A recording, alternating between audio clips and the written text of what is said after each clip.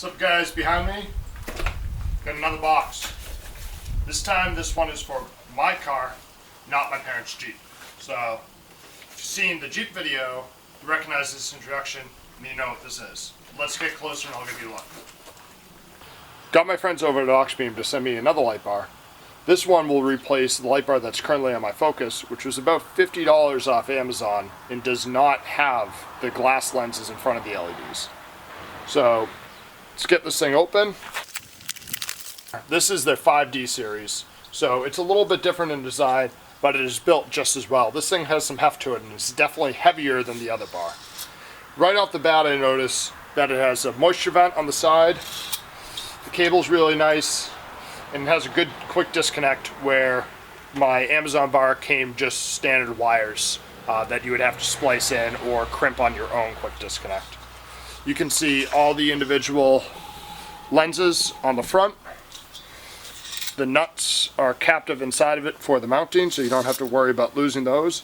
And it's actually a fairly thin design. This appears thinner than the one that's currently on my car, which is nice because I had to modify those brackets to get it to fit behind the grill. This should fit much easier without any modification. So, also included is standard mounting hardware. There are these curved little brackets, so the back of that light bar will pretty much be touching whatever you mount it on. There's not a lot of spacing between the light bar and what you mount it to.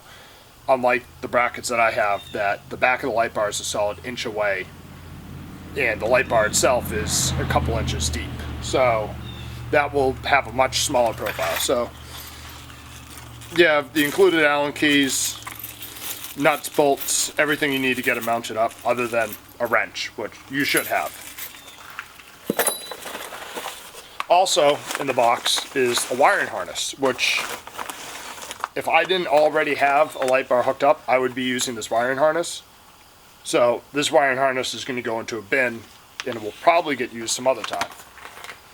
It has ring terminals already on it, 30 amp fuse installed, nice relay. None of this is cheap feeling. It's heat shrunk very nicely. Cable loom, normal on-off button. It's pretty good. I will be cutting off this connector since it is a waterproof connector and my connectors aren't, and I will be splicing this into the harness that I did make. So I'm going to get the bumper taken off the car and I'm going to start on the install.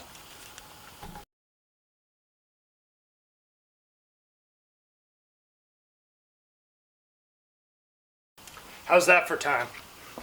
What's that? 5 minutes to take off? 6 minutes to take off the front bumper? Not bad. So here you can see the modifications that I had to make. I had to drill new holes a little bit further back, add some plastic spacers to the bolts because the bracket's too thin there for the bolts that I had.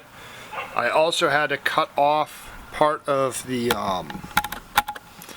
can kind of see it there. I had to trim down the fins on the back, which are way too long for how little wattage this thing was.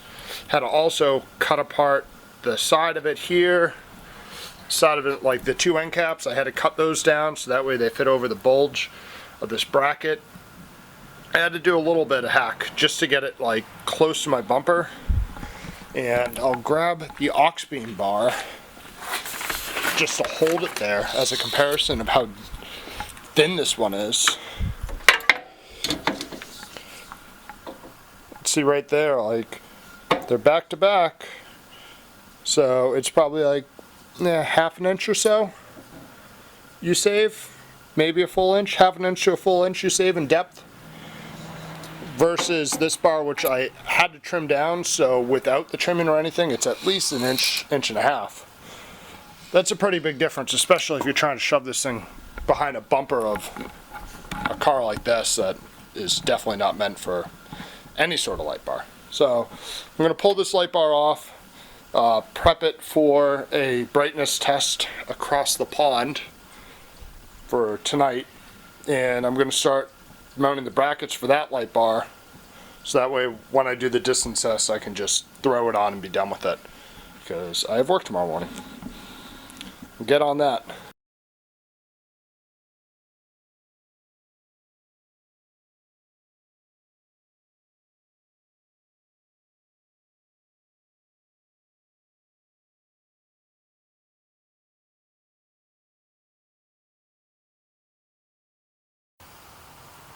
So you can see light bar is mounted to the bumper. Brackets is securely mounted, and then I have 2 screws holding the light bar onto the brackets. That way I can just make sure I have the side-to-side position correctly, and I can adjust the aim by messing with the rotation. There's a good amount. It's a little bit sticky since I have the screws pretty tight in there, but you do have a good amount of downward rotation, or if I was to mount the beam the other way, upward rotation. So I don't think I'd need any more upwards rotation. If anything, I might need more down, just to put the spot a little bit more close to the car rather than super far down the road. But I'll play around with that. It should be easy enough to just get in there and mess with it. Hopefully I can do it with the bumper on just by taking that splash guard off the bottom, since the mounting bolts are directly below the light bar. So I'm going to take the light bar back off the car, do a comparison video using the relay harness that Auxbeam sent me. That way wiring harnesses play no part as to which light is brighter and such. And then off camera, I'll put this light bar back on the car, finish everything up, throw the bumper on, and just give you a little bit look how it looks. I already know my license plate's going to at least block the bottom row of the middle spotlights, which kinds of sucks. I want to relocate it, but at the same time I don't want to do like the JDM thing where you put it to the side or something like that. So that's for another time. Let's cut to the brightness test at night.